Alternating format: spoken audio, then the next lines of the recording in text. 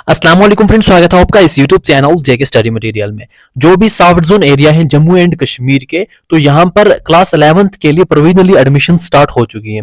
कैसे आपने एडमिशन करनी है, कैसे आपको पता चलेगा, इन प्रोसेस क्या रहेगा, आपके लिए बेस्ट स्ट्रीम कौन सी रहेगी जिसमें आप एडमिशन करोगे, क्योंकि यही आपका फ्यूचर डिसाइड करेगा। 11th क्लास में ही आपका सब कुछ पता चलेगा। जिस स्ट्रीम के हिसाब से आप जाओगे तो उस हिसाब से आपको सब कुछ करना पड़ेगा। तो सब कुछ डिटेल में जानने के लिए आप ये वीडियो एंड तक देखना। देखो, जेके बोस की तरफ से यहाँ पर ऑफिशियली अनाउंस हो चुका है कि स्टूडेंट्स जो हैं जिन्होंने भी 10th का एग्जाम दिया या फिर जो स्टूडेंट्स सप्लीमेंट्री एग्जाम से 10th में पास हुए हैं, तो वो सभी अब 11th क्लास में एडमिशन ले सकते हैं। 11th क्लास की जो एडमिशन इनके लिए रहेगी वो रहेगी प्रोविजनली, तो प्रोविजनली एडमिशन इनकी हो जाएगी और ये एडमिशन जो है वो स्टार्ट हो चुकी हैं। अब आपको कैसे पता चलेगा, क्योंकि जेके बोस की तरफ से इसके बारे में कोई अभी नोटिफिकेशन नहीं आएगी कि कल से इस डेट तक आपको यहाँ पर एडमिशन प्रोसेस रहेगा, ये रहेगा, वो रहेगा, ऐसा जेके बोस की तरफ से आपको नहीं आएगा।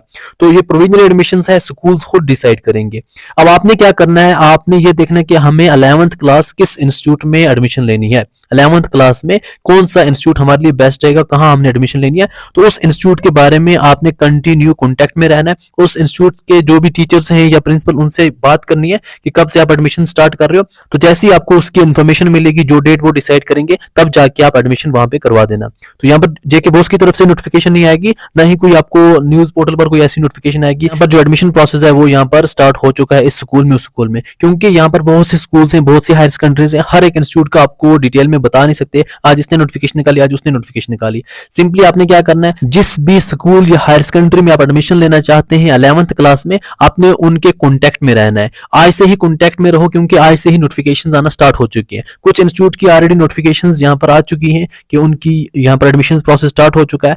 ये अभी फिलहाल सॉफ्ट जोन के एरिया के स्टूडेंट्स के लिए, जो भी सॉफ्ट जोन एरिया के, क्योंकि हार्ड जोन एरिया का जो है वो अभी एग्जाम चल रहा है। तो हार्ड जोन एरिया का जैसे एग्जाम कंप्लीट होगा, उनका भी ये प्रोसेस स्टार्ट हो जाएगा।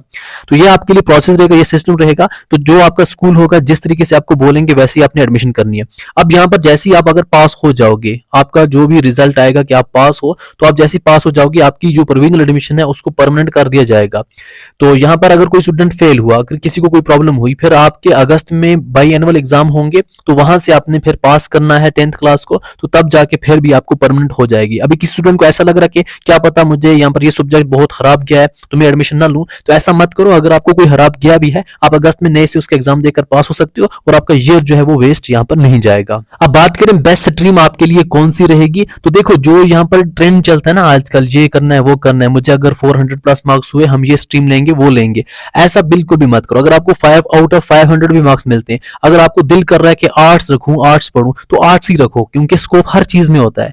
जहां पर आपकी नॉलेज ज्यादा होती है, तो उसी जगह स्कोप का बेनिफिट होता है। आप बोलोगे साइंस में स्कोप है, साइंस आपने ले ली मगर इंटरेस्ट है नहीं, बस एग्जाम टाइम आके पढ़ा, थोड़ा बहुत दिल लगा के पढ़ा नहीं, तो जाके पास किया, तो कोई फायदा नहीं। आप बोलोगे आर्ट्स में यहाँ पर है, तो आर्ट्स का भी कोई फायदा नहीं जब तक आप दिल लगा के पढ़ोगे नहीं। आप बोलोगे यहाँ पर कॉमर्स में यहाँ पर बेनिफिट है, तो कोई भी बेनिफिट नहीं है जब तक आप दिल लगा के नहीं पढ़ोगे। जहां पर आपका इंटरेस्ट है, अब ये भी नहीं देखना कि नहीं जी मुझे ये सब्जेक्ट चूज करना है, इजी सब्जेक्ट है ताकि मुझे पढ़ना ना पड़े, ऐसी गलती भी नहीं करना। आप चूज वो करो जहां आपको इंटरेस्ट हो। सेकंड, एक होता है इंटरेस्ट, सेकंड होता है आपका ड्रीम, कि हमारा ड्रीम क्या है। जैसे कि कोई स्टूडेंट ऐसे हैं जिनको ये लगता है हमें इंजीनियरिंग ही करनी है, उनका ड्रीम यही कि हमने इंजीनियरिंग ही करनी है। पहले ये देखो जम्मू एंड कश्मीर में स्कोप क्या है इंजीनियरिंग का। अगर आपको फिर बैठता है कि हाँ ठीक है, तो आप फिर इंजीनियरिंग के लिए जाओ।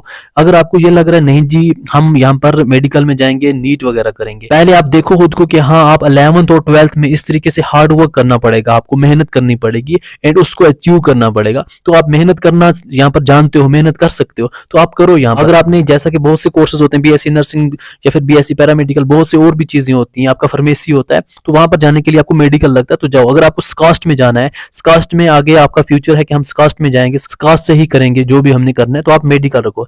अगर आपने ये देखना है कि नहीं हम आर्ट्स में जाएंगे, हमने क्या करना, देखो एक चीज मैं आपको बताना चाहता हूं, लास्ट 2 ईयर से जो भी स्टेट लेवल जॉब आई हुई है, स्टेट लेवल गवर्नमेंट जॉब जो भी आई है, वहां पर जो ज्यादा बेनिफिट हुआ है वो आर्ट्स के स्टूडेंट्स का हुआ है, क्योंकि आर्ट्स के लिए ही ज्यादातर जो भी था। देखो आपको जो भी स्टेट लेवल एग्जाम होते हैं, स्टेट लेवल एग्जाम में आपको पूछा क्या जाता है, पोलिटी पूछा जाता है, आपको जियो पूछा जाता है, आपको हिस्ट्री पूछा जाता है और आपको इकोनॉमिक्स पूछा जाता है। अब यहाँ पर स्टेट लेवल एग्जाम में ऑलमोस्ट ये पूछा जाता है, या फिर आपको जनरल साइंस के क्वेश्चन होते हैं। जनरल साइंस के क्वेश्चन जो भी होते हैं वो 10th लेवल के होते हैं, वो आपको 11 12th की साइंस के नहीं पूछे जाते। तो जो भी स्टेट लेवल जॉब्स होती हैं तो वहां पर आपने जाना है, आपने केएस करना है, आपने आईएएस करना है। तो उसमें जो आपका आईएएस केएस वगैरह में भी जो प्रीलिम्स वगैरह होता है वो आपको जनरल स्टडी जो भी होती है, आपको polity, history, geography, economics, current affair ही पूछी जाती है। तो आप अगर आज से ही वही एनसीईआरटीज को 11 12th में बहुत अच्छे तरीके से हार्ड वर्क करके पढ़ोगे, आपका ये ड्रीम है कि हमने केएस आईएएस बनना है, तो आर्ट्स चूज करो और मेहनत करो। आर्ट्स में भी आप ना इकोनॉमिक्स चूज करो, पॉलिटी चूज करो, ज्योग्राफी चूज करो, हिस्ट्री चूज करो, इस हिसाब से जाओ आप, तो आपको बेनिफिट मिलेगा। जो आपका ड्रीम है आपने सिंपली देखना है हमारा ड्रीम क्या है, उस ड्रीम में हमें कितना यहाँ पर मेहनत करनी पड़ेगी, एंड फिर उसी ड्रीम में हमें कौन सी स्ट्रीम, कौन से सब्जेक्ट चाहिए, तो वो चूज करो। तो अलग से अगर आपको वीडियो चाहिए, मैं एक डिटेल में वीडियो बनाऊंगा 11th क्लास के स्टूडेंट्स के लिए, जो भी मतलब 10th क्लास में है, 11th में एडमिशन लेना चाहते हैं, कि आपके लिए बेस्ट स्ट्रीम कौन सी है, किस स्ट्रीम से क्या बेनिफिट मिलने वाला आपको, तो उस पर अलग से वीडियो आएगा। तो मैं पेरेंट्स से भी कहना चाहूंगा, पेरेंट्स जितने भी हैं यहाँ पर, कि अपने बच्चों को किसी चीज के लिए फोर्स नहीं करना, उनको जो दिल कर रहा है उनको वो करने दो। क्योंकि अगर आप उनको जबरदस्ती, स्टूडेंट्स बोले हम आर्ट्स में जाएंगे, हमने आगे आईएएस केएस वगैरह करना है, हमने आज से ही एनसीईआरटी यही चीजें पढ़नी है, क्यों हम साइंस में जाएं, तो आप उनको फोर्स करके साइंस लिखवाओगे, वो अगर मेहनत वहां ना भी करेंगे ना, आप उनको कुछ नहीं बोल सकते, क्योंकि आपने फोर्सली उनको ये दिया है।